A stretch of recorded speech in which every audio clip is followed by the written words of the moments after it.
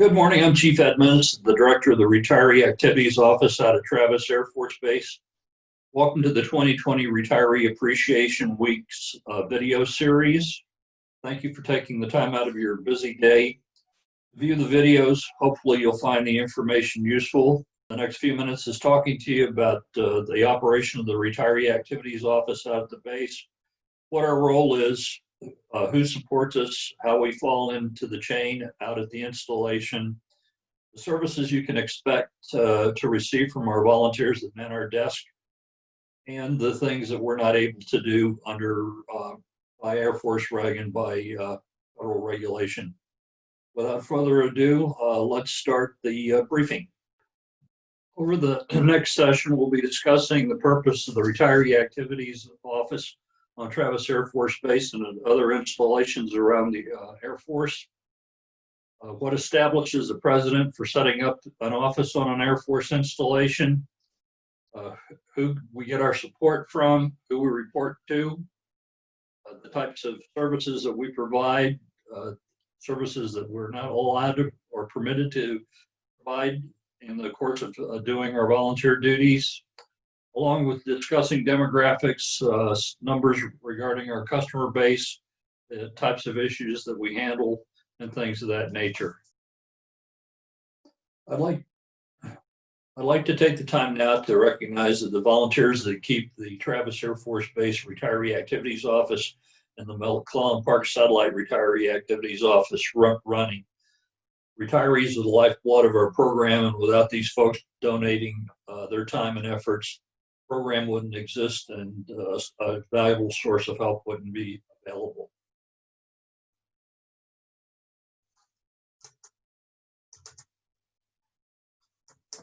At Travis, we have Lieutenant Colonel Barry Williams and Chief Master Sergeant George Moses. Chief Moses runs the McClellan Park operation. Lieutenant Colonel Walt Jew and Senior Master Sergeant Harry Woolpoke. Senior Master Woolpoke is up at McClellan. Dr. Rosemary Ingram and Major David Griffin. Major Griffin's up at McClellan. Dr. Ingram is a former Dodge teacher and a surviving spouse of a deceased military retiree. Rosemary's been very helpful in editing our newspapers and articles that go out of the office for publication in the tailwind. Major Rick Villarina and Chief Master Sergeant Ed Thomas. Chief Thomas is at the McClellan Park site. Captain Jan Homer at Travis and Colonel Ron McKim at McClellan. Captain Homer has been instrumental in keeping our information up to date. She cross-checks a lot of the handouts and other items that we make available to retirees to make sure that they're current and up to date. Senior Master Sergeant Roy Sheets at Travis and Chief Carvelli at McClellan Park. Roy is our resident photographer, helps out with a lot of things in the office. Master Sergeant Lawrence Sadat and Lieutenant Colonel Richard Oxford. Master Sergeant Mary Lou Bermudez and Senior Master Sergeant Dale Klug. Senior Master Sergeant Klug has been instrumental in keeping the McClellan Park operation going during the COVID-19 shelter in place in our area. Him and the lady that I'll introduce in the next round come in to answer emails and take care of phone calls that come in to make sure retirees are still getting services out of that location. Tech Sergeant Onati and Mrs. Sylvia Hegelin, or she's affectionately known as Mrs. Chief. Sylvia is the person that assists Dale in handling the phone calls while the rest of the crew is out sheltering in place. We really appreciate the fact that Tech Sergeant Onati donates a lot of his off-duty time to help us answer questions and do volunteer service on behalf of retirees in our area. We've also worked with him on some charity things that he does through his position over at CMERT. So when he's not busy fixing generators, he's out in our shop helping out with things that go on in the office. What establishes the requirement to set up a retiree activities office on each Air Force installation? Well, it's Air Force Instruction 363106. It prescribes the maintenance and support of retiree activities program council. The Chief of Staff of the Air Force co-chairs, and he typically appoints a retired general officer and a former Chief Master Sergeant of the Air Force to serve as the council co-chairs. They basically pass up issues that are identified out in the RAO offices out in the field and pass those up to the chain so that the Air Force staff can route those to the appropriate people with recommendations to solve the issue or solve a problem. Other guidance, Air Force Personnel Center Retiree Services established a Retiree Activities Office Operations Guide. The guide defines methods and steps the RAO director and volunteer staff may use to provide information services in their area of responsibility.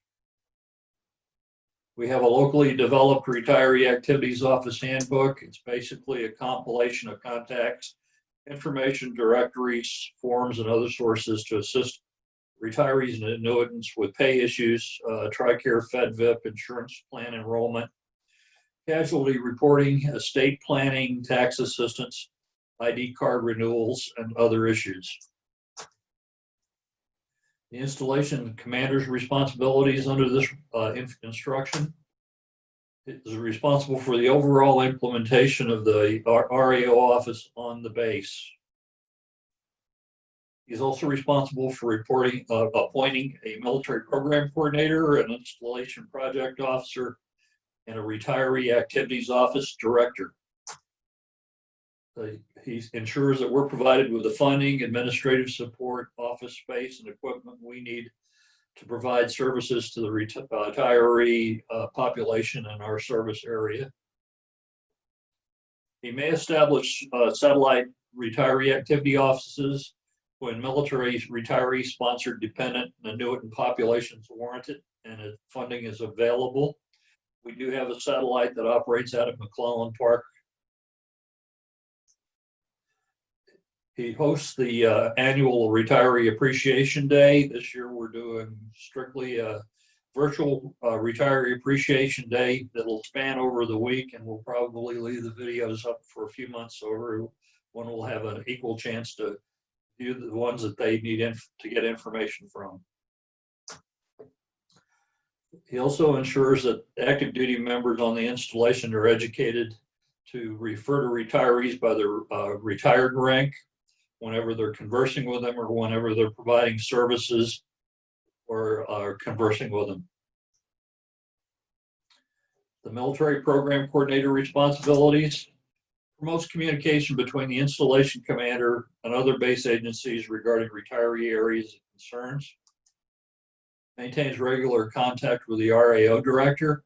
Basically pops in from time to time to check on us, see how we're doing, see what issues are being brought in from the retiree population outside the base, and checks with us to see if there's anything that we need assistance with.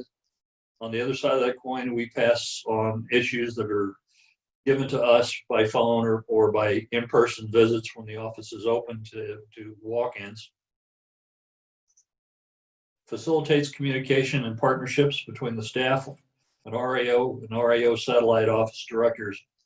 Basically, serves as a fixer. He smooths the road so that we get the support we need to carry out projects like the Retiree Appreciation Day and also other events that we may be involved with that address concerns by the retiree population. Installation project officer responsibilities. He plans and executes the annual Retiree Appreciation Day. This year, Senior Master Sergeant Grantham out at the David Grant Medical Center is ramrodding the project. He's worked really hard to put this program together and solicit presentations from other agencies on base to make this a success. Assembles a working group that develops event schedules. coordinates with public affairs to provide functional area guest speakers for the event and publicizes it through the base paper and other means. Coordinates with the retiree and veteran support agencies and the local community service organizations to provide information booths, tables, and representatives. Hopefully next year we'll be able to sponsor an indoor-outdoor event if this COVID-19 finally leaves us or leaves the scene, and we really look forward to doing this live next year if at all possible. May arrange a recognition ceremony honoring retiree volunteers. The RAO Director's responsibilities: primary point of contact for military retirees needing information or having a concern. Recruits and interviews, recommends appointment for and trains volunteer staff. Prepares volunteer duty schedules. Prepares workload reports, funding requirements, submissions. Establishes office procedures. Maintains equipment and supply inventories that are needed to keep the operation running and providing services. Communicates retiree areas of concern to the Area 2 Activities Program Council representative for presentation at the annual Retiree Council meeting and to the wing staff. This year, the meeting was conducted by Zoom session where they did it remotely from various locations across the country. Our Area 2 rep is Lieutenant Colonel Reagan. The RAO Director's responsibilities will continue with that. Provides counseling referrals to services, military retirees and their family members who need to access earned benefits. Administers, moderates retiree activity social media content, researches topics, writes, edits, and submits quarterly newsletters, articles of interest to retirees for posting online and to the tailwind. Also includes putting together the annual Volunteer of the Year award submission packets for deserving volunteers. Maintains an email group to send updates to benefits, services, and programs of vital interest to military retirees, dependents, and annuitants. Provides wing staff, installation project officer, and the Retiree Appreciation Day planning team with topics, marketing ideas, promotional event suggestions, format options, and executing the annual Retiree Appreciation Day event. I'd like to go back to the social media part of it. We have this year established a Facebook page along with 2 groups targeted at military retirees in Northern California and veterans that are now eligible for commissary and exchange service morale, health, and welfare programs on the installation. Referral and services permitted by our charter. We're allowed to help retirees with pay issues, annuity issues, and providing them with tax forms. We can assist them through the ombudsman that's appointed up at the Defense Accounting and Finance Service. Our line of communication is direct with them. They have no contact with the retiree that has the issue or the spouse or annuitant. We give the ombudsman their contact information. The ombudsman researches the problem and then contacts the retiree with the issue when he's got he or she's got the solution to the problem. We can help with ID card renewal appointments, DEERS update appointments through ID card online.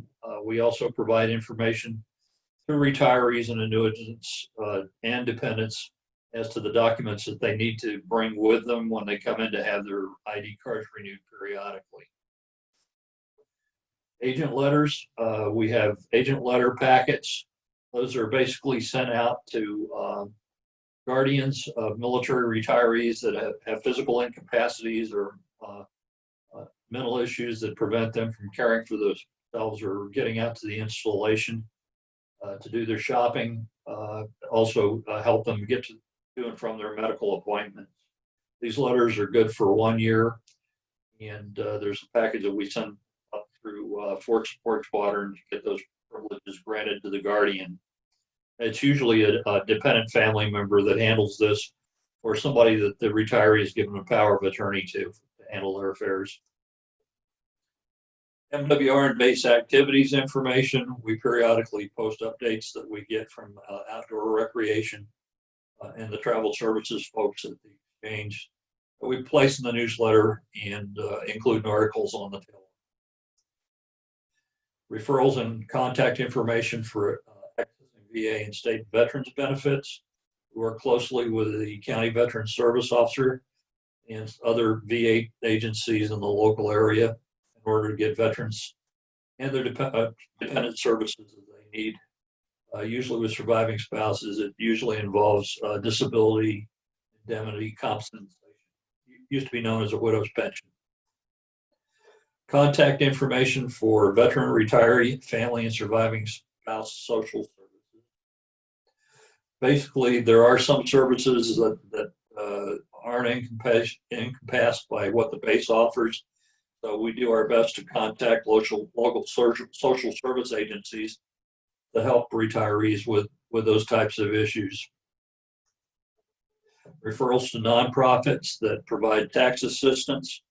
Last year, that was mostly provided by local city senior centers. We worked closely with them to get their schedules, get document requirements, and the things that the retiree or family members need to assemble before going out to get help with completing their income taxes for the year. What we don't do, we don't advocate or promote on behalf of political parties. We don't promote goods or services for any business, veteran service, or civic organizations. We don't promote or advocate for any religious group or organization. We're just strictly an information function that provides retirees in our area with information about the benefits and services that affect them in retired life. We don't lobby on behalf of the Air Force using our retirement ranks, position, or service affiliation to influence Congress members to vote for or against any legislation, whether it's beneficial or not to our retirees. We're strictly neutral in that regard. We don't use government equipment, postage funds, newsletters, electronic correspondence to encourage others to vote for or against certain bills or legislation. We also ensure that we use government equipment for research purposes in regards to retiree benefits and services and nothing else. That's our charter. Travis RAO service group numbers. We have an estimated pool of retirees that we could potentially provide services to that number over a little over 93,000. That number includes spouses and surviving annuitants. The total number of military retirees drawing retirement pay in California is close to 155,000. That covers all services. Of that number, 66,000 plus are Air Force. Our office assists all retirees, retiree-sponsored dependents, and annuitants, regardless of service affiliation.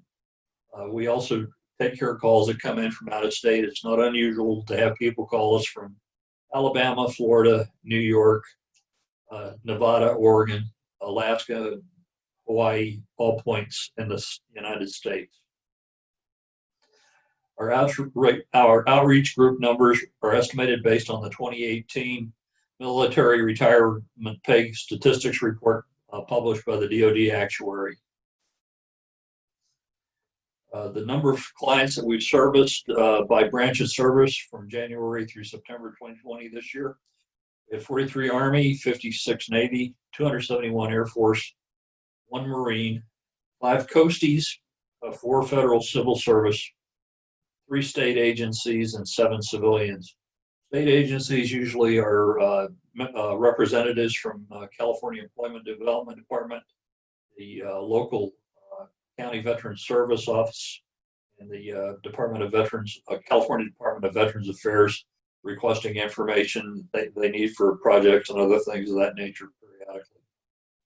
Of the civilians, those are normally guardians, or it could be a surviving ex-civilian dependent that is reporting the death of their father. They've lost their dependency status based on age, remarriage, and things of that nature. Total that we handled last year were 390 clients, or this year it's 390 clients so far. Issues handled for the year, January through September. We've handled 428 issues altogether. Some of those folks had 2 or 3 things they had questions about that we had to research, give them answers for. If you look at this pie chart, you'll see the bulk of our calls this year have involved pay issues, ID card renewals, others that would be services like reporting the death of a civilian to casualty assistance up at DFAS, other things of that nature. ID cards have risen to the top because of the COVID-19 shelter in place and the uncertainty of when and where they can get their ID cards renewed. Clients handled based on percentages. Of course, the Air Force is 70% of our business. Strangely enough, the Navy comes in second with 14%, and the Army is in third place with 11%. All the other folks are usually, it's 1 or 2% of our total workload in the office. The volunteer hours donated by volunteers at the Travis RAO were a little over 1,755 hours this year. It averages out to about 195 hours per month, all volunteers. Volunteer hours donated at the McClellan Satellite Office averages about 66 per month, total of 591 for the year. This is basically impacted by the fact that most of the volunteers up there are sheltering in place due to age and physical conditions because of the COVID-19 epidemic. Okay, in summary, we're here to help you getting the information that you need to access the benefits and services you've earned through your honorable service and sacrifice to our country and its people. We're always looking for service-oriented volunteers. If you'd like to volunteer, please give us a call. We'd be more than happy to vet you and have you on board. Some of us are getting up there in age, so we need somebody to carry the torch after we're unable to do this. Also, if you have any questions about this presentation or you have issues that you need to address, please call us at 707-424-3905 or 3904, or email us at raotravis@yahoo.com. Thank you much. We hope you have a pleasant rest of the year, and we look forward to seeing you in the future.